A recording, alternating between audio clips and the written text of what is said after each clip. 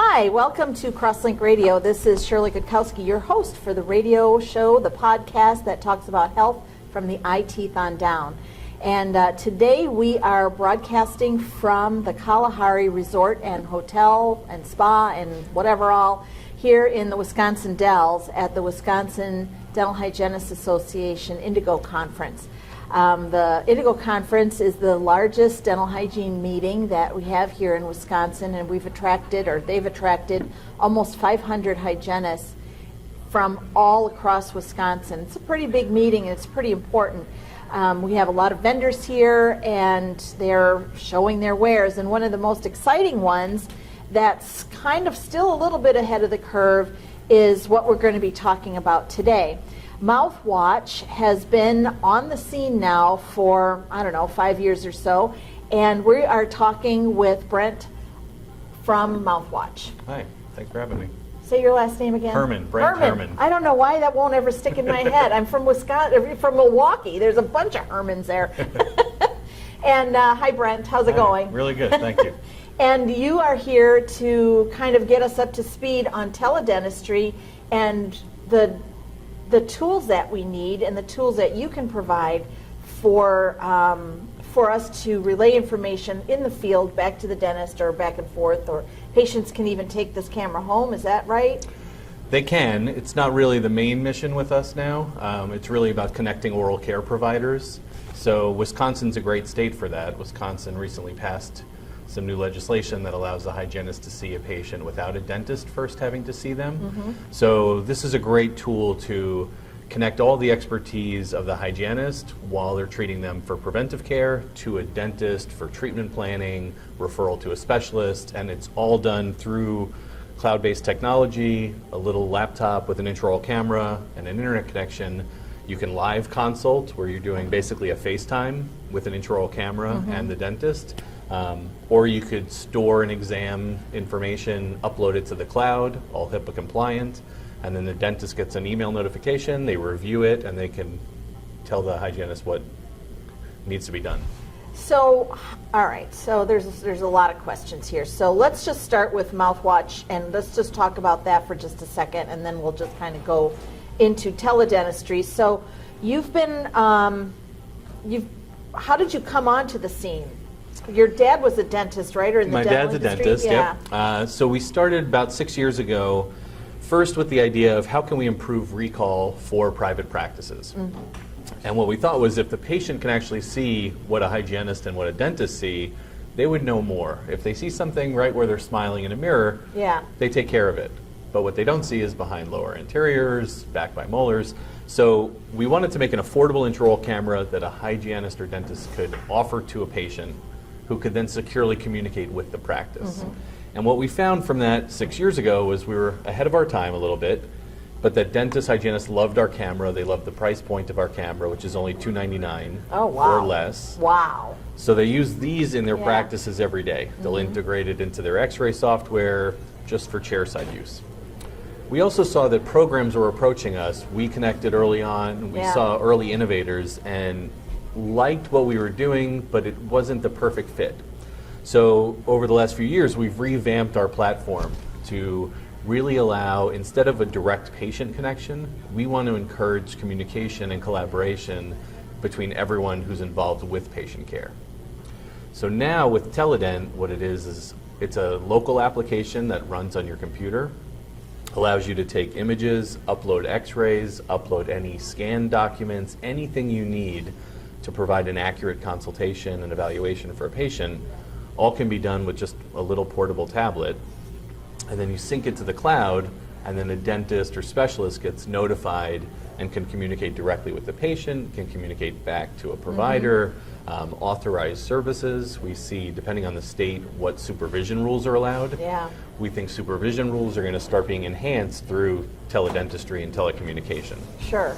Yeah, that's a really key thing there. So how do you imagine this being used? For instance, so in Wisconsin now, dental hygienists can actually go into a nursing home or go into a school setting, and without a dentist anywhere close by, they can treat those people. Right. And so with the camera, in the past, they were using their smartphone and taking a bunch of non-HIPAA compliant pictures because it was so easy.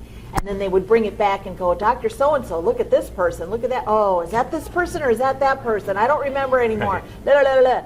All of that kind of thing. So how are you seeing this being used then? So is that the situation? Right. So we would see a hygienist go out, or even, let's say, a school nurse. Right? Oh, right. You have the ability now to take, let's say, anyone who can operate this to get an accurate visual assessment of a patient. Hygienists are fantastic in that they can actually provide that level of preventive care. But what we see is either screenings or initial preventive care. We talk about kind of closing the loop, right? If you do a screening and then all you hand the child or resident of a nursing home is, here, you should go see a dentist, that's not going to happen. Right. It's hard. Even when a dentist refers to another specialist, that has a drop-off rate. So what we want to do is kind of keep all of that together, so that in the nursing home example, a hygienist would go in, they could provide preventive care, they could document all of the issues, and when a dentist needs to see a patient, it may not be every patient that a dentist needs to review, but if there's something that needs to be triaged or diagnosed, this helps facilitate that. So when the dentist reviews everything, now they can schedule an appointment, they know what the time frame is going to be, it's more efficient for them, especially with challenging populations who have a hard time getting to a dentist. We see places where the nursing home residents and the nursing home loves it because they can say, let me bring these 6 residents to your practice on Friday morning. Because you already saw what they've got going on. And I'll bring a nurse's aide, they'll help all of the residents. You can take care of them. You know this is a half hour, this is 45 minutes, this is an hour. Everyone's taken care of, and it's more efficient for the nursing home, it's more efficient for the practice. We really see that access to care issue as a feasible, profitable, solvable resolution. That it doesn't always have to be just donations and grant funding and ways to do it. We want to connect dentists so there's a way for them to really solve that. In kind of their current practice setting. Well, in Wisconsin, we have, I don't know, between 9 and 11 dental hygiene programs, and we have 1 dental school. And so we probably graduate 6 hygienists for every dentist who graduates. I don't know what the numbers are exactly, but it's not on par. So we're in a situation in the United States too where we don't have enough dentists, and dentists are going to be forced to be overseeing more cases that they maybe not even saw. And they're going to be like in a room with a bunch of cameras and a bunch of video monitors, and this is the answer to that. A lot of those other intraoral cameras, they're fancy and they'll do some other stuff, but I don't know that they necessarily will be able to communicate with other providers like this one can. Is that fair? Well, I think for intraoral cameras, our system would allow another intraoral camera to integrate with it if a practice already has it. Oh, I see. Okay. Our price point's great in that it just makes it more accessible for everyone to use it. And we think if you can collect data on a patient that's going to help the exam, Teledent wants to hold that data for you. We see more where even CAD CAM and all of the PanX, whatever images need to be included, this is going to be the easiest way to kind of consolidate them and share them securely. But I think that point about let's maximize how many patients hygienists can see, address issues earlier, so that dentists have a flow of patients, but they're triaged, and the ones who are coming in, it's not for a preventive care case where they're just popping in, seeing what the issue is, and they're off to the races. I think we want to be able to say, let's be more efficient, let's see more patients, and then when you need to do restorative, your schedule is going to be full. You're going to see all the patients you need. No one's taking away any patients from you. You don't have You're to actually do an bringing exam more first. I mean, you have to look at the rest of the teeth, but you at least know what it is, the one thing you're going to do. You're going to address the most logical thing first, and the most visible thing first, and you'll already know that that's coming in. Right, and you can give a patient a heads up. If here's a treatment plan, this is what I think it's going to look like. So if a budget is an issue, a patient at least has a general idea. The scheduling is more efficiently coordinated. There's a bunch of ways where we think hygienists are really on the front lines of preventive care and then triaging what's going to need to be done. Yeah. And then the dentist is still involved. And that's what we love, and it's fascinating to see every state and how every state's approaching it differently. But we think it's the best of both worlds. Dentists are seeing more patients. They're going to be connected to more patients if hygienists are out treating more. And those people need a place for restorative care or cosmetic care. Yeah. That's still going to be a dentist's office. Exactly. All right, so one thing that I noticed, now I don't think I've ever held one before. And so I brought it over here to our little studio that's that's right in the walkway of the banquets department here. It's really light. Yeah. It's super light. It's lighter than any other camera I've ever used for intraoral pictures. Yeah. So, but the picture is pretty darn good. Yeah. And it doesn't have the fisheye Right. kind of a look that Yeah, the that it early distorts. cameras did. Yeah. So that's pretty amazing right there. So is it only stills? Can you take a little video? Or You could do live video with it. You could record videos of 10, 20, 30 seconds, okay. which is great in like Yeah, a that's all nursing you need, home sure. where if maybe someone's having an issue, you could at least just sweep the mouth and Yeah. not have to have that much patient compliance. Mm-hmm. Yeah, it's really durable. And we have a lot of hygienists love it because the lack of fatigue from actually using it and navigating it. Yeah. Some cameras are 4 pounds, 3 pounds, they feel like. And by the time you're getting back by there, the end of the day, that's exactly Yeah. what they weigh, right? Yeah, so this is pretty awesome. And then it integrates with your own software? yeah, so we developed this software. So a quick example is you would be able to manage all of the exams for a patient, and either back at the practice, they could enter in all of the patients beforehand. You could sync the patients into the system to save you time while you're out treating, and you could just pull up a pre-existing patient. Or I could create a new exam, say what location the exam is taking place at, what provider I'm assigning it to, so that I'm the hygienist, but I want to assign the exam to the dentist or the periodontist. So I would pick which provider, and then when I hit create exam, now the camera turns on. I don't have a sleeve, so I'm not going to put it in my mouth, Yeah. but it's really sharp. Oh, yeah, it is really sharp. And it's really great for patient education And because I can super- do a full screen Yeah. and really show them detail. Wow, yeah.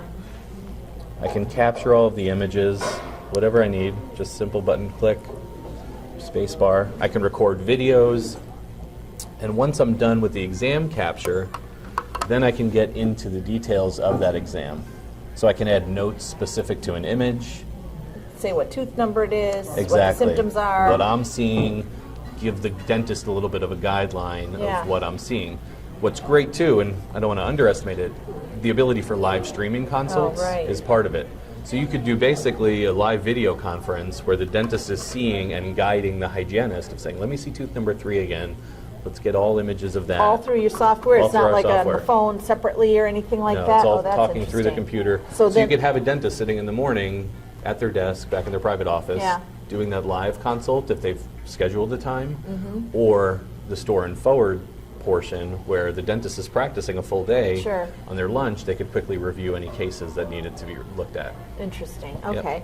So with the video conferencing, would you use the camera then to It would do be- like a FaceTime thing? Yeah, it would basically be the webcam in the tablet. Oh, the webcam, sure. The dentist has a webcam, Right, and then okay. the intraoral camera. So you're looking at 3 screens. Oh, wow. All right, three. the dentist is seeing me, the Yeah. hygienist, with the patient. Right.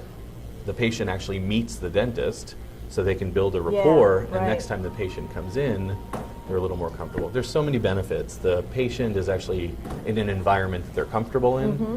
So if they had dental anxiety or a fear of going to the practice, they're with someone who they know, they can get treated for certain things, Yeah. but they can actually meet and get that consultation.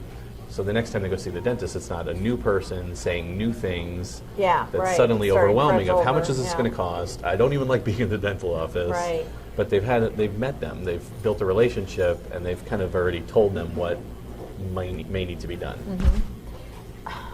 That's so many questions. So, all right. So does this link up with the normal software that a dental practice might have, so that you Not can right now. store? Okay. So So this it is won't kind sync of into something like Dentrix. Okay. We're working on bridges with dental EHRs, practice management softwares, and then we're also adding modules to this so you could take x-rays directly into it. Oh, then you okay. could do charting and perio charting all within this, and then have that sync to a practice management system. But we think in certain practices, they may not need it. A hygienist may have an independent practice or may just say, look here, and then here's a report. Yeah. And if billing can be done through this, which we plan to, Yeah.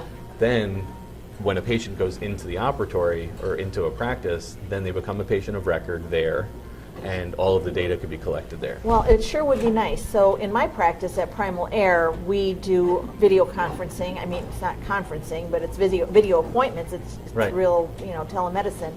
And so I use one HIPAA compliant software to do that.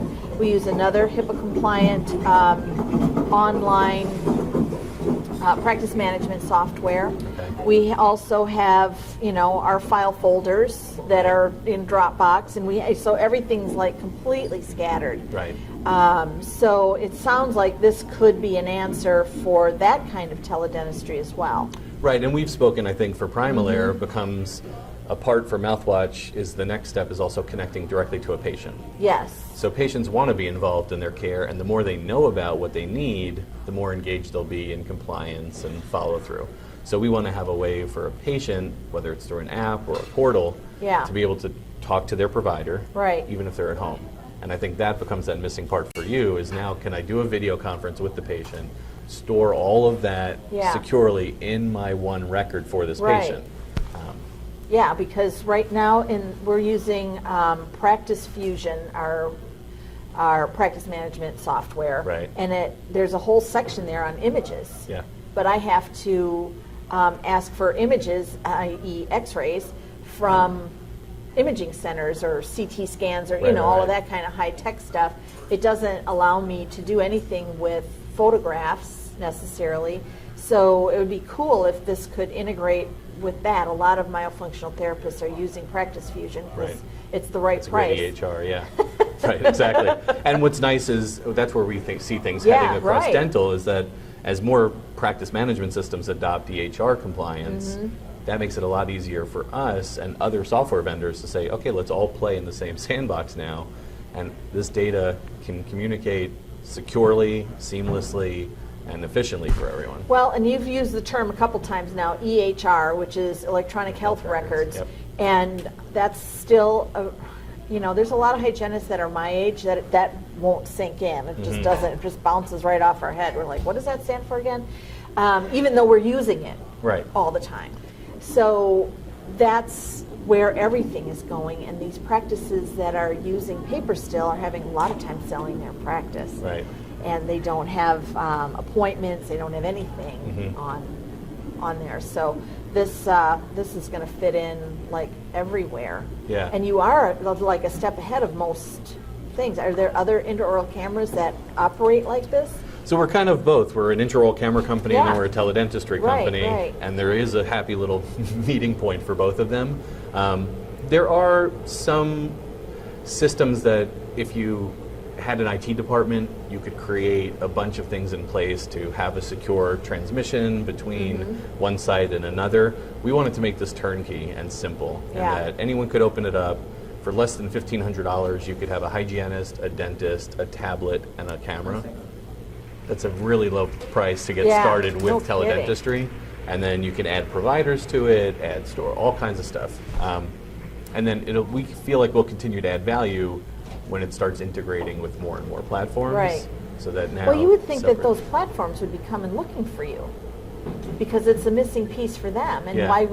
why recreate it when you've already done all of Right, that? and a lot of them are really open to bridges, right, Yeah. between my EagleSoft and my XDR software, Mm-hmm. right? So they already know how to bridge certain data. Right. And more services that will do direct patient communications, text messages, all of that. So they're aware of it, and I think they're heading toward EHR if they're not there already. And then we want to bridge to those that aren't and integrate with the ones that are EHR compliant. Yeah, that's the next big hurdle, right? Yeah. I don't know what the holdup is. I mean, we've been using computers for a long time now. Yeah.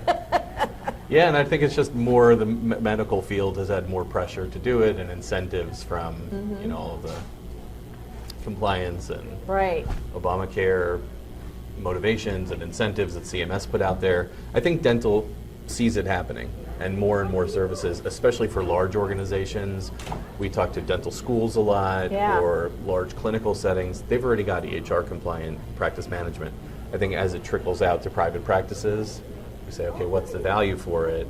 And we want to, I think, help present that value of saying, how are you communicating with your referral specialists, right? And you say to someone, go to the periodontist and then the oral surgeon, it's still phone calls and mail and email, and it's not really a solid solution. Exactly. And we want to kind of make that a little bit easier. So we see a lot of opportunities with teledentistry to not only help private practices, but help hygienists in public health programs, working with private practices, a ton of different ways where it can really add value. So what I've been finding as I've been building my practice is that a lot of these services have a monthly fee.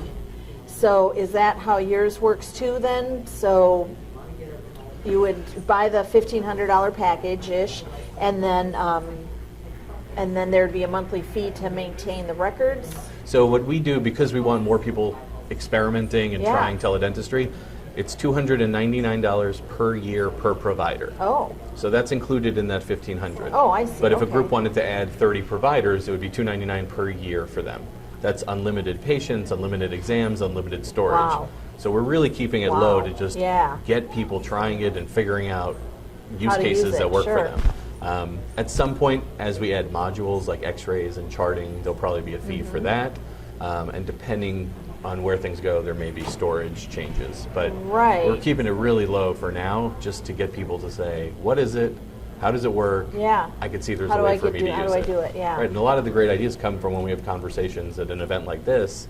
Is someone says, oh, I'm doing this program, I do outreach in this setting, but I'm limited in my dentist, right? And a cool side effect of this is if a dentist can provide clinical advice and treatment planning while sitting in their office having coffee, they're more willing to volunteer for programs that would be having a hard time getting a dentist if it required going out to meet with people. Well, especially now, even with our new law here, where we don't need to have a dental exam. Right. So it could be 2 years before, a tooth breaks or something else happens where you would need a dentist involved. I mean, we can't retire all the dentists. We still need dentists. I mean, that goes without saying.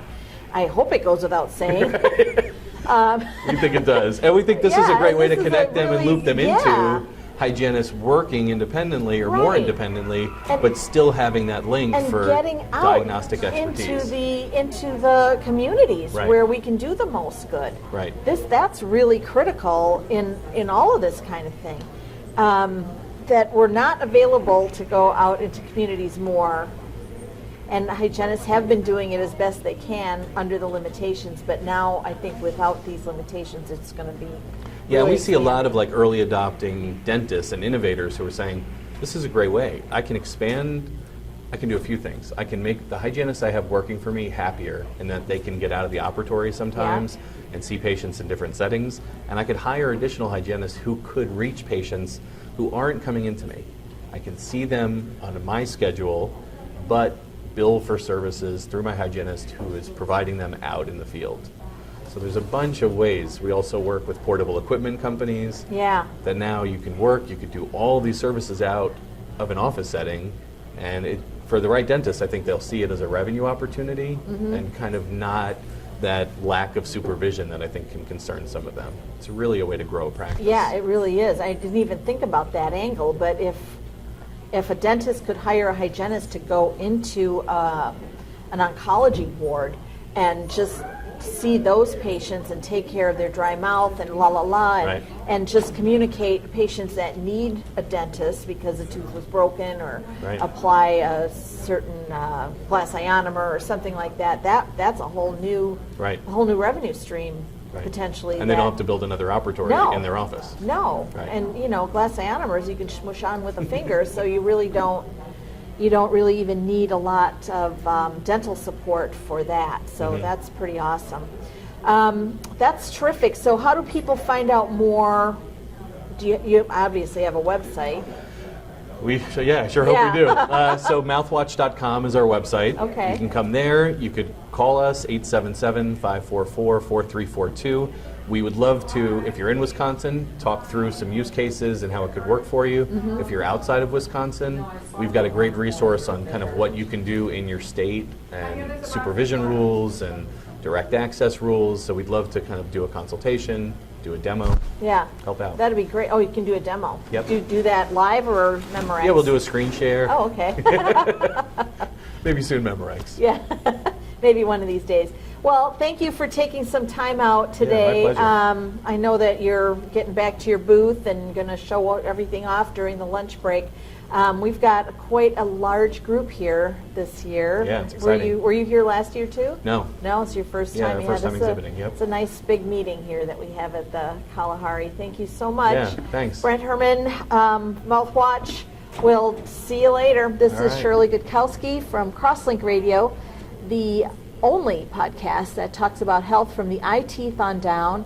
And please feel free to share these episodes. It's important that this information get out, and the only way to do that is for people who listen to share it to their friends and to their acquaintances. And if you really hate it that much, send it to your enemies. I'm okay with that. It's all good. So have a good rest of the day, and we'll see you next time.